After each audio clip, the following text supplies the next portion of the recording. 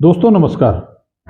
हमारे जननायक की सीरीज के अब तक के 34 भाग में मैंने आपको उत्तराखंड से जो लोकसभा के सदस्य निर्वाचित हुए, राज्यसभा के सदस्य निर्वाचित हुए, केंद्रीय मंत्रिमंडल में शामिल हुए, उनके बारे में जानकारी देने के साथ उत्तर प्रदेश की विधानसभा में जो विधायक के रूप में चुने गए उनकी जानकारी दी और उसके साथ साथ उत्तराखंड राज्य बनने पर जो हमारी पहली अंतरिम विधानसभा गठित हुई उसमें जो उसके सदस्य थे 30 लोग, उनकी जानकारी उपलब्ध कराई, जिनमें से 22 लोग विधानसभा के सदस्य के रूप में चुने गए थे 1996 में और 8 लोग विधान परिषद के सदस्य विधायक के रूप में कन्वर्ट होकर के उत्तर प्रदेश की अंतरिम विधानसभा का हिस्सा बने, तो उसकी जानकारी दी। तो विधान परिषद का जब जिक्र आया तो मैं जरूरी समझता हूं कि विधान परिषद क्योंकि देश के सभी राज्यों में नहीं है, इसलिए विधान परिषद सदस्य के बारे में, उसके चुनाव की प्रक्रिया के बारे में बहुत संक्षिप्त में मैं आपको इस एपिसोड में जानकारी उपलब्ध करा दूं और उसके बाद अगले भाग में हम आपको उत्तर प्रदेश के विधानसभा में, उत्तर प्रदेश में विधान परिषद सदस्य के रूप में उत्तराखंड से किन किन लोगों को चुन करके जाने का मौका मिला, उनके बारे में, उनके नामों के बारे में जानकारी दूंगा। और फिर उससे अगले एपिसोड में हमारे उत्तराखंड के कौन कौन लोग उत्तर प्रदेश के मंत्रिमंडल का हिस्सा रहे उसकी जानकारी दूंगा, कुछ और जानकारी दूंगा। तो आज की बात में देश की संसद में मैं आपको बता दूं, जिस तरह से 2 सदन होते हैं, राज्यसभा जिसको कहते हैं अपर हाउस या उच्च सदन, जिसके सदस्यों का निर्वाचन प्रत्येक राज्य की विधानसभा में जो उस राज्य को जितनी राज्यसभा की सीटें आवंटित होते हैं उसके विधानसभा के सदस्य करते हैं। जैसे आज हमारे उत्तराखंड में हमारे भारतीय जनता पार्टी के प्रदेश अध्यक्ष श्री महेंद्र भट्ट जी विधिवत रूप से राज्यसभा के सदस्य निर्वाचित हो रहे हैं। तो आज के दिन ही मैं आपको इस एपिसोड को समर्पित कर रहा हूं।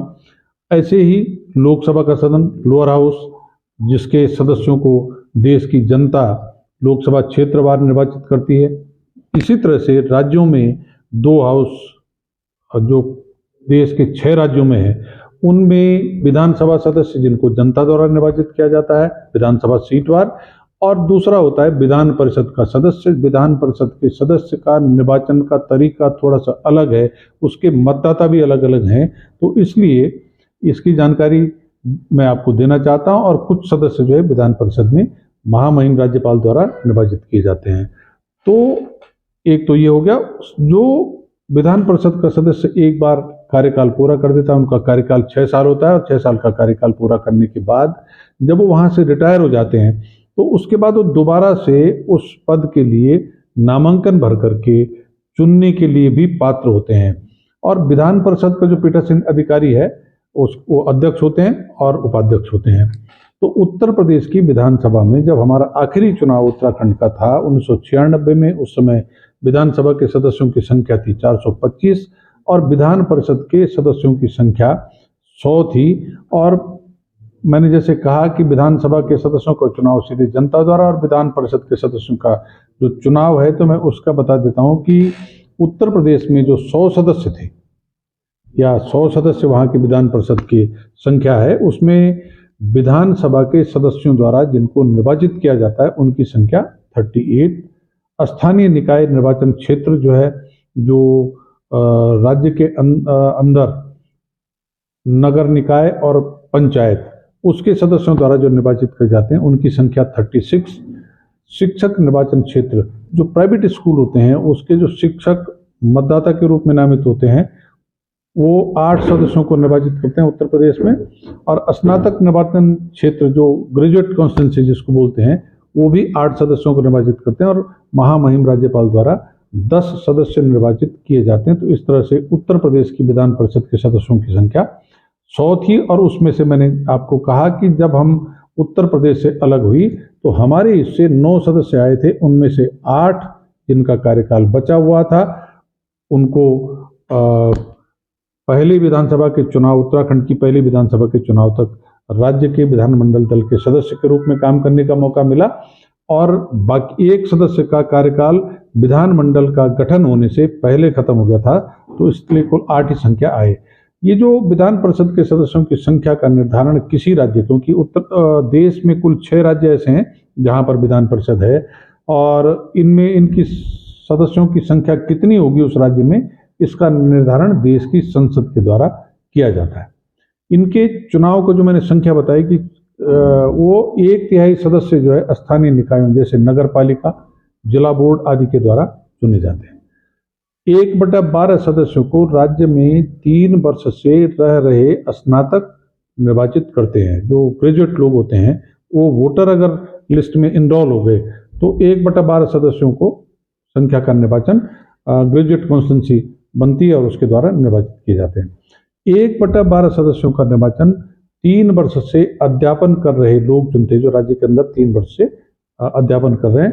लेकिन ये अध्यापक कम से कम माध्यमिक स्कूलों के होने चाहिए। सरकारी स्कूलों के अध्यापक भी इसमें भागीदारी नहीं करते।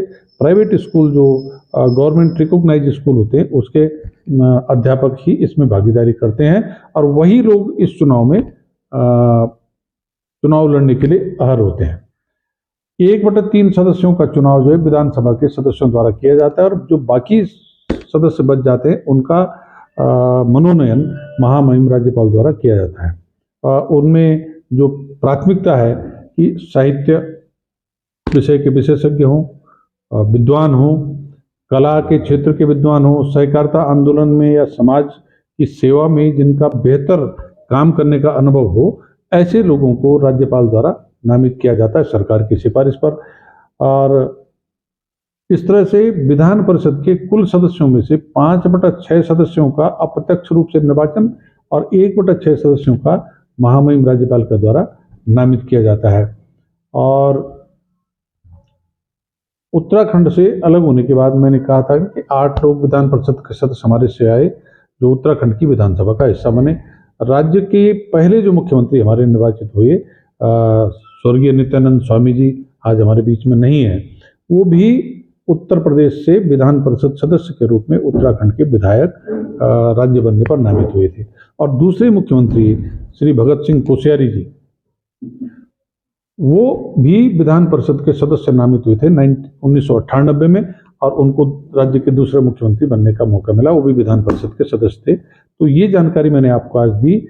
इस जानकारी के बाद अगले एपिसोड में 1952 से लेकर के और 1996 तक उत्तर प्रदेश की विधान परिषद में हमारे उत्तराखंड से कौन कौन लोग विधान परिषद सदस्य रहे तो उनकी जानकारी दूंगा और फिर उसके बाद अगले एपिसोड में कुछ नई जानकारियां देंगे। आप सबका धन्यवाद। चैनल को सब्सक्राइब करने के साथ लाइक और शेयर करके मेरा उत्साहवर्धन करेंगे।